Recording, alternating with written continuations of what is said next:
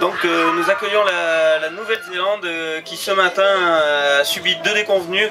Donc une défaite 3-1 contre la Corée du Sud et une défaite 3-0 contre les USA. Cet après-midi ça va un peu mieux. Avec une victoire contre la Suisse. Donc coach, apparemment votre discours a porté à midi. Qu'est-ce que vous leur avez dit? Comme vous l'avez souligné, j'étais pas là ce matin, donc je suis arrivé que l'après-midi, d'où les bons résultats de l'après-midi. Et arrête Tom.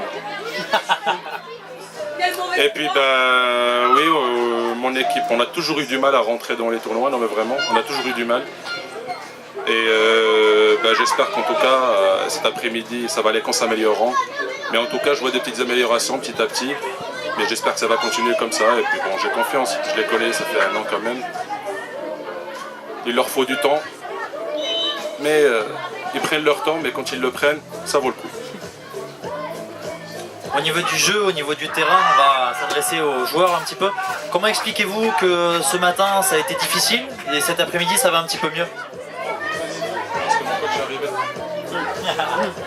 Parce que, en fait, ce matin on jouait avec une composition différente et du coup c'est pas l'habituel, du coup je trouve qu'on était un peu désorganisé. Et quand il y a notre coach qui a remis la composition comme il fallait, je trouve qu'on était mieux placé et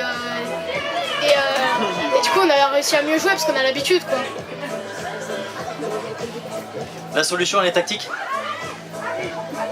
Depuis le début d'année, à cet âge-là, j'estime qu'il ne faut pas faut pas changer de composition très souvent. Il faut leur donner une base et s'y tenir dans un. Il faut déjà qu'ils comprennent le placement de base. Et si on se met à changer les schémas tactiques en permanence, à cet âge-là, ils vont être vraiment embrouillés. Donc il faut se tenir à un seul schéma tactique durant toute l'année. Donc depuis le début, on joue en 2-3-2. Là, étant donné qu'on a insisté sur la notion d'absence d'hors-jeu, on a changé de schéma tactique alors que ça ne change pas grand chose, il suffit juste de ne pas prendre en compte leur-jeu. Et on a tellement insisté sur l'absence d'hors-jeu qu'ils croyaient qu'il fallait pratiquer un autre football alors qu'on peut continuer avec le même schéma tactique, il faut juste ne pas en prendre en compte leur-jeu, tout simplement. On sent qu'il y a beaucoup de discussions entre vous et votre coach, que vous avez vachement de consignes. Donc vous en tant que joueur, comment assimiler toutes ces consignes? Grâce à la clarté de notre coach. Je sais pas. Lui, t'as voulu y aller. Ouais, mais je sais pas.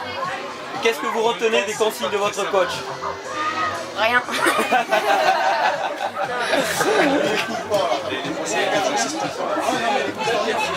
Ouais, le placement. Parce que c'est un rugbyman. Alors pour l'adversaire à la balle, il faut faire quoi?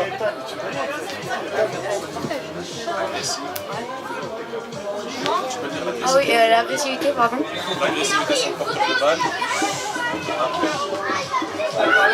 Le porteur de balle doit toujours avoir 3 solutions. Vas-y, dis-les. Le porteur de balle va avoir 3 solutions. Lesquelles? Une derrière, une en retrait. Soutien, appui et surface. Donc on le voit que c'est vraiment carré chez vous, que vous avez beaucoup de consignes. Donc comment allez-vous poursuivre ce tournoi? Quels sont vos objectifs, joueurs? Faire le meilleur possible, essayer de gagner la consolante et ça serait déjà pas mal. On parle beaucoup de rigueur dans les schémas tactiques, dans les consignes à vos joueurs. Est-ce que vous, en tant que joueur, vous prenez quand même du plaisir sur ce mondialito, sur cette compétition? Oui, au début pas trop. Après oui, ça va. On dit que c'est un mondialito, c'est un tournoi, il faut quand même faire le mieux possible. Donc on va laisser le mot de la fin à votre coach qui est un peu votre gourou, celui qui vous dirige vers la droite ou vers la gauche. Donc Coach, qu'allez-vous dire, quelles vont être vos consignes futures donc, pour gagner cette consolante que vos joueurs ont à cœur? Pour répondre à ta question, je rebondis sur la question de ton collègue en ce qui concerne la rigueur et le sérieux. J'estime que la rigueur et le sérieux n'excluront aucun cas le plaisir. En étant rigoureux sur son placement, sur son marquage, sur l'agressivité qu'il faut mettre dans le jeu, On va pouvoir produire un meilleur jeu. Qui dit production d'un meilleur jeu dit un meilleur football et par extension la gagne. Et quand on gagne, on est toujours heureux et content.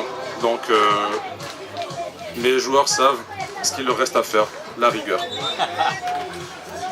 Donc en tout cas, on sent beaucoup de détermination chez vous et on espère vraiment que vous allez la gagner et que vous allez aller le plus loin possible. Merci à vous.